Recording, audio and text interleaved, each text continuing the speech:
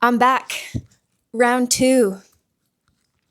It's 7 in the morning. Who makes a YouTube video at 7 in the morning? That's unhinged. Today we're talking about the 10 pillars of a good life. And when I say the 10 pillars, I mean the 10 core areas of my life that make me feel like my life belongs to me. They're things that I've decided are important for my quality of life, for my happiness, and just necessary for the life that I want to live. Each pillar has its own reason for existing, and everyone's got to come up with their own pillars, right? It's like you may hear mine and not relate. Or you may hear a couple and be like, yeah, those are mine too. Some people may have 5, some people may have 15, and that's okay. I don't think that everyone should have the same pillars as me. It's what's important to you. And in this video, I'm going to go through each one of mine and talk about what it is and why it's important to me. And I will also rate it on a scale from 1 to 10 of how I think I'm doing right now. Because, yeah, I may know what my 10 pillars are, but that doesn't mean that I am doing perfect in all areas. I'm not. That's the point of making them.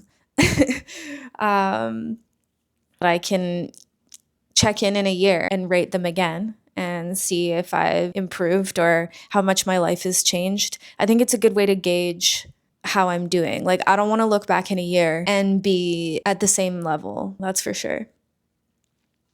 I think it's important to be clear on what your North Star is, because if you're not, you can get swept up in a life that doesn't feel like yours.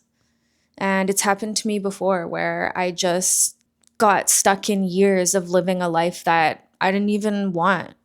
It's easy to get swept up in all these things that don't matter and, thinking that your life isn't good enough or that you want more and more and more all the time and that it's never enough. And especially if you're on the internet. So having these pillars helps me make decisions. It helps me say yes to things that I should be saying yes to and no to things that aren't in line with my goals. It helps me keep promises to myself and maintain clarity when life gets muddy. And they keep me grounded by reminding me what is actually important. So let's get into it. The first one, autonomy. I am the captain of my own life. Having control over my time, my body, my money, my energy, my space. It means that my life doesn't feel assigned to me by systems or jobs or relationships or social pressures, expectations about how I should live my life or how I should be. My life belongs to me. My autonomy score right now is a 6. Number 2, freedom. It's having room to move, not just physically, but mentally, financially, creatively, and geographically. Freedom is the opposite of feeling trapped. We all know what that feels like. It means that I have options. I can leave, I can choose, I can change and grow, I can rest. I can do fun things like explore and travel, and I can say no. 25 hours a day, 8 days a week. I do what I want. That's it. My freedom score is a 5. Number 3, style. It's my shaved head, my aesthetic, all my jewelry that I wear. It's the things that I buy, like my bike and my shoes, and just the things that I buy for my apartment. It's all of the little style details that make the world that I'm living in feel like mine.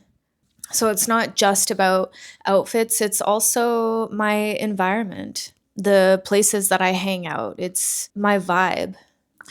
Style is also a way to communicate my identity, my mood, my taste, my values and confidence, my gender, my creativity, and just anything else day to day. It's just a way of communicating without having to say anything. Especially with a shaved head right now, I feel like I want to give off the vibe that says, don't even try me.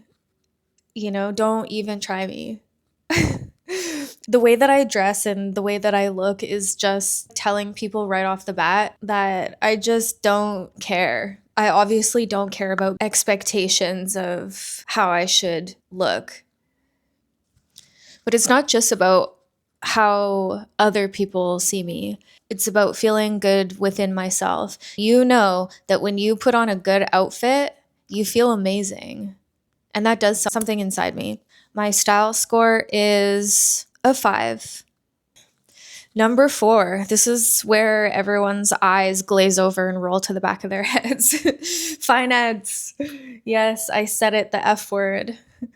Finance to me is options. It's directly tied to autonomy and freedom. Like, I want to live a crazy life and I need money to do that. It's more about experience for me than materialistic things. And this is a big one. It's about taking care of future me. I have to do that because there is no one else. I don't have any kids. I don't have a partner. There's no future where I am well taken care of unless I create it for myself, unless I make decisions right now that set me up for that. Like, I just have this I just have this fear of being old and just eating white bread and applesauce cups. That's one of the main things that it's not even like where I'm gonna live, it's what am I gonna eat. I just want to make sure that I am taken care of when I'm old. I have to put everything in place now to make sure that I'm comfortable in the future. And I'm going to do that for myself. I'm willing to suffer immensely right now to make sure that older me has an easier time. I have energy right now. I have it in me. I have the fire and the passion. So, like, bring it so that I can just have a soft life later. And I don't want to have a hard life later. Yeah, I don't know. I really see my older self as just someone that I need to protect and take care of. So I love finance and investing, and I love the idea of my money making money for me and not using my body. And I love the idea of feeling empowered by knowing financial language, because the more you know, the less you can be made a fool of. My finance score is a 4. And then there's number 5, creativity. I just want to make things. I'm a creative person. And if I'm not making things, something's wrong. Like, I'm probably not doing okay. It's a way that I process my experiences and my feelings and my pain and get what's inside me out. Being able to get into that state of flow. And if you're a creative, then you know that being in flow is just amazing. You go into this state where who knows where you go, but time does not exist. Like, 8 hours can pass and you're like still in your pajamas and you haven't eaten, none of the dishes are done, you haven't brushed your teeth, you just like come out of creating and you have no idea where the F you just were. And I don't drink or do drugs or anything. So being able to get outside of myself and just lose myself and detach from reality I need that. I need that. See, look, I'm even just thinking about it and I'm like zoning out. But yeah, creativity, it's essential. My creativity score is a 6.57, a 6.75. So number 6, adventure. So adventure to me is new experiences and just getting out into the world, seeing new things, going new places. It matters because it keeps life from shrinking and it gives me new memories and new perspectives and energy. And it reminds me that life isn't about just the grind.